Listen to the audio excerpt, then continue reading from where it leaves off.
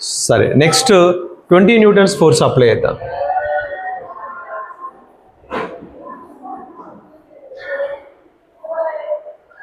ఇప్పుడు ఎంత వస్తుంది మీకు 20 న్యూటన్స్కి? ఎస్ 2.2 వస్తుంది. 1 న్యూటన్ లేదా ఇలా కూడా మనం అప్లై చేసేది మనకు చూపిస్తుంది, ఎంత ఫోర్స్ అప్లై అవుతుంది అనేది కూడా కనబడుతుంది. Now I'm increasing the force. Okay 10 newtons తీసుకుందాం. ఈ 10 న్యూటన్స్కి ఇప్పుడు యాక్చువల్గా ఇంతకుముందు కంటే ఇప్పుడు పర్ఫెక్ట్గా ఉన్నాయి readings. Okay 10 newtons force applied continuously applying, then the speed is increasing. ఇక్కడ ఏం డిఫరెన్స్ ఏం లేదు, ఇంతకుముందు కూడా కరెక్ట్గానే ఉంది. But here 10 newtons force is applied continuously, then the speed is increasing. Okay 10 newtons force కంటిన్యూగా అప్లై అవుతాను, that's why the speed is increasing continuously. Okay ఇప్పుడు ఏం చేద్దాం, మెల్లగా ఒక 50 kgని యాడ్ చేద్దాం. ఇప్పుడు ఎలా ఉంటుందో అబ్జర్వ్ చేయండి.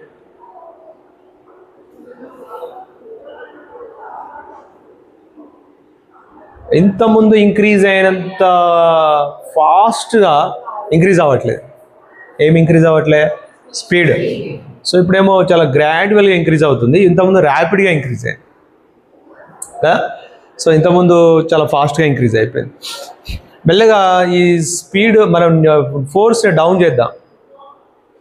ఫోర్స్ డౌన్ చేస్తున్నాను, అక్కడ స్పీడ్లో మీరు అబ్జర్వ్ చేయండి, చాలా స్లోగా ఇంక్రీజ్ అవుతుంది. Okay when force is becomes to 0,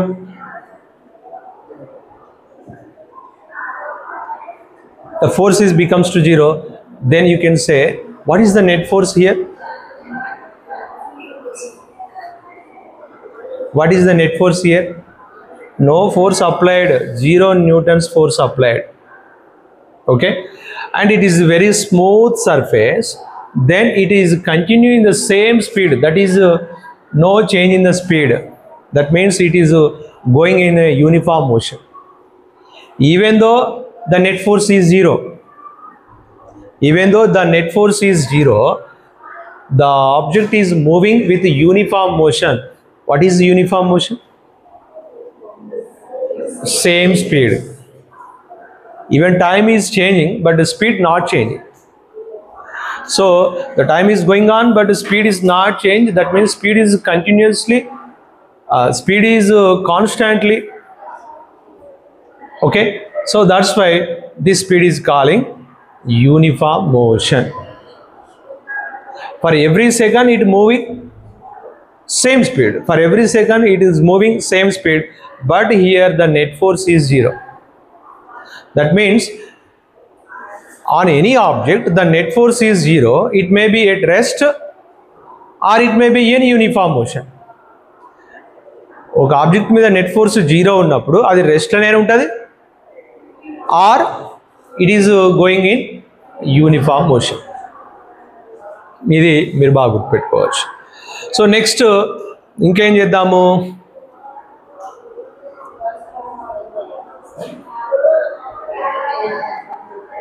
వీళ్ళని కూడా యాడ్ చేద్దాం, లేదంటే ఒకసారి 200 kg కూడా యాడ్ చేసి టోటల్ 300 kg అయిపోయింది.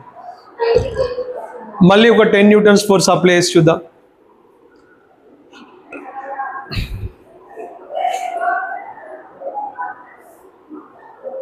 all the numerical values will be shown. Now 1 Newton force, even 3 Newtons force is applied, but the object position is rest. That means a little bit of moving is there. Observe, the position is changing. Position change అని కనిపించిందా?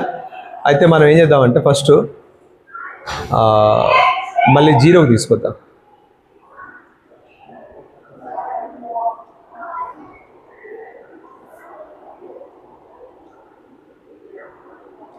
లేదంటే మళ్ళీ ఒకసారి static friction గురించి మనం చూద్దాము. Right, now there is a 1 Newton of force applied. A little bit force is applied, but the object position is rest. Why? Because of static friction. Again the force is increasing. Now it will comes into motion 0.1 meter per second. Okay, a little very little bit of force. మళ్ళీ ఇంకొంచెం force apply చేసి చూద్దాము. 3 Newton's. ఇప్పుడు ఏమైంది? 0.2 metre per second వచ్చింది. ఇది మోషన్లో ఉందా? మోషన్లో ఉందని మీకు ఎలా అనిపిస్తుంది? ఇవి చూడండి, ఇది బ్యాక్ వెళ్తుంది, ఇది ఫ్రంట్కి వచ్చేస్తుంది. ఓకే, సో ఇక్కడ కొంతమంది పర్సన్స్ ఉన్నారు, వీళ్ళేంటి చూద్దాం ఒకసారి. ఇంకొకరు వచ్చి కూర్చుంటున్నారు, ప్లేస్ లేదు, అందుకే ఒక బాక్స్ కిందకి వచ్చేసింది. Right, 40 kg, 200 kg plus 50 kg plus 40 kg, 290 kg. So ఇప్పుడు కొంచెం స్పీడ్ ఇంక్రీజ్ అయింది చూడండి. ఇప్పుడు కొంచెం స్పీడ్ ఎందుకు? ఇంతకుముందు 300 kg, ఇప్పుడేమో 290 kg. సో ఇలా డిఫరెంట్ మాసెస్ అప్లై చేసినప్పుడు మీకు మోషన్లో చేంజెస్ రావడం అనేది అబ్జర్వ్ చేయొచ్చు. సో వన్స్ అగైన్ ఇక్కడ ఒకటి మనం మెయిన్గా అబ్జర్వ్ చేసింది ఏంటంటే, on any object the net force is 0. It may be at rest or it may be in uniform motion. Okay, now it is there is 3 newtons force is applying. Okay, సరే ఇంకొంచెం మీకు స్పీడ్గా ఉండడం కోసం నేను మళ్ళీ ఒక 10 న్యూటన్స్ ఫోర్స్ అప్లై చేస్తాను. ఓకే, 10 న్యూటన్స్ ఫోర్స్ అప్లై చేసి ఇప్పుడు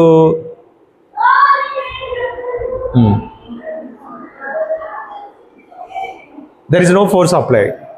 ఫోర్స్ ఏం లేదు, ఇప్పుడు ఫోర్స్ ఏం లేదు, but that means 0 newtons force, but there is a uniform motion. Here we cannot consider the friction force. Actually ఇక్కడ ఏమైందంటే ఫ్రిక్షన్ ఫోర్స్ని మనం కన్సిడర్ చేయట్లేదు. అనొచ్చు ఫ్రిక్షన్ ఫోర్స్ ఉంటుంది కదా సార్, నెట్ ఫోర్స్ ఎలా 0 అయిందని. అప్లైడ్ ఫోర్స్ లేదు, బట్ ఫ్రిక్షన్ ఫోర్స్ ఉన్నది. కానీ ఇక్కడ ఫ్రిక్షన్ ఫోర్స్ మనం కన్సిడర్ చేయలేదు కాబట్టే ఇది కంటిన్యూస్గా సేమ్ స్పీడ్తో పోతుంది. Is any object is going on with same speed for ever? మీరు ఏదైనా ఒక ఆబ్జెక్ట్ని ఇలా నెట్టండి, ఒక ఆటోనో ఒక వెహికల్నో దేన్నో ఒక దాన్ని ఊరికి ఇలా నెట్టండి, కొంచెం దూరం పోయి, అంతేనా కదా? అవుతుందా? అట్లే పోతుందా? ఎందుకు ఆగింది? Because friction is there between ground and the object wheels or vehicle wheels. Vehicle వీల్కు గ్రౌండ్కు మధ్యలో ఫ్రిక్షన్ ఫోర్స్ ఉంటుంది. సో ఆ ఫ్రిక్షన్ ఫోర్స్ ఉంటుంది కాబట్టి ఖచ్చితంగా అది కొంచెం దూరం పోయి ఆగుతుంది. మరి ఇక్కడ ఎందుకు ఆగట్లే? ఇక్కడ ఫ్రిక్షన్ ఫోర్స్ ఉన్నది, కాకుంటే ఏంటంటే ఆ ఫ్రిక్షన్ ఫోర్స్ని మనం కన్సిడర్ చేయట్లేదు.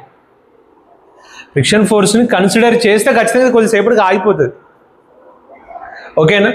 సో ఇది స్మూత్ సర్ఫేస్ కాబట్టి ఇక్కడ ఫ్రిక్షన్ 0 అనుకుంటేనే it will going in uniform motion.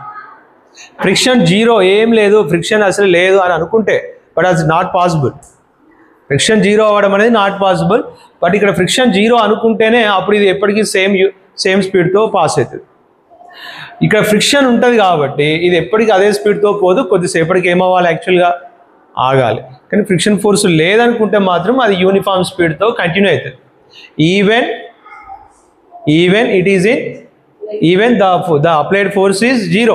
That means net force 0, but it is in uniform motion because there is no friction force. If he assumed అలా లేదని అనుకుంటేనే నిజానికి ఇది ఎక్కడ కూడా మనకు ఆన్ ద గ్రౌండ్ పాసిబుల్ కాదు. ఫ్రిక్షన్ ఫోర్స్ 0 అవ్వడం అనేది ఎక్కడ ఉండనే ఉండదు. మనం ఆల్రెడీ ఏం చెప్పుకున్నాం? If there any 2 objects 2 surfaces in contact, there must be a friction force. ఏమైనా రెండు ఆబ్జెక్టులు కాంటాక్ట్లో ఉన్నాయి, సర్ఫేసెస్ రెండు కాంటాక్ట్లో ఉన్నాయంటే ఖచ్చితంగా అక్కడ ఏముంటుంది, ఫ్రిక్షన్ ఫోర్స్ ఉంటుంది. ఎప్పటికి యూనిఫామ్ నెట్ ఫోర్స్ జీరో అయినా ఎప్పటికీ యూనిఫామ్ మోషన్లో ఉండడం ఎక్కడ పాసిబుల్ అయితే తెలుసా? ఇప్పుడే చెప్పాను, గ్రౌండ్ మీద ఎక్కడ పాసిబుల్ కాదు. మరి ఎక్కడ పాసిబుల్ అవుతుంది? స్పేస్లో పాసిబుల్ అవుతుంది. ఎక్కడ పాసిబుల్ అవుతుంది? స్పేస్లో ఏముండదు, ఫ్రిక్షన్ ఉండదు. స్పేస్లో ఫ్రిక్షన్ ఉండదు కాబట్టి if you throw any object just with a little force, very small force applied, you can throw any object, it will going with the same speed forever. That means it will not stop. అది ఎప్పటికీ ఆగదు. ఎప్పటిదా తిరుగుతుంది తెలుసా? మరి ఎప్పటిదా తిరుగుతుంది? ఎన్ని కోట్ల సంవత్సరాలైనా పోతూనే ఉంటుంది. It is always in motion. If there is no external force applied on it, దాని మీద వేరే ఫోర్స్ ఏది యాక్ట్ కానంత వరకు it will move for ever. ఎప్పటికీ మూవ్ అయితేనే ఉంటుంది. అంటే దాని ఏం నెట్టాల్సిన అవసరం లేదు, ఒక్కసారికి ఇట్లా వేస్తే చాలు. It is always in motion.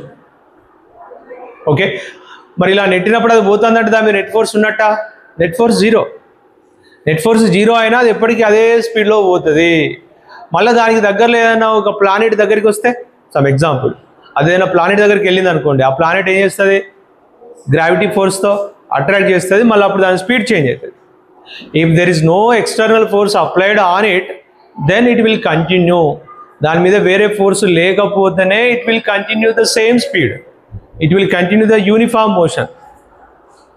Okay, ఏదైనా ఫోర్స్ అప్లై అయితే మాత్రం మళ్ళీ దాని స్పీడ్ చేంజ్ అవుతుంది. ఓకే, మళ్ళీ ఏదైనా ఫోర్స్ అప్లై అయిందంటే మళ్ళీ అది మీకు ఏమనుకోవాలి, ఇక నెట్ ఫోర్స్ మళ్ళీ జీరో అనుకోవద్దు. ఏదైనా ఒక ఫోర్స్ అప్లై అయిందంటే మళ్ళీ నెట్ ఫోర్స్ జీరో కానట్టే కదా, ఏదో ఒక ఫోర్స్ సమ్ వాల్యూ ఉంటుంది కదా. సో ఇది మోషన్ సంబంధించింది.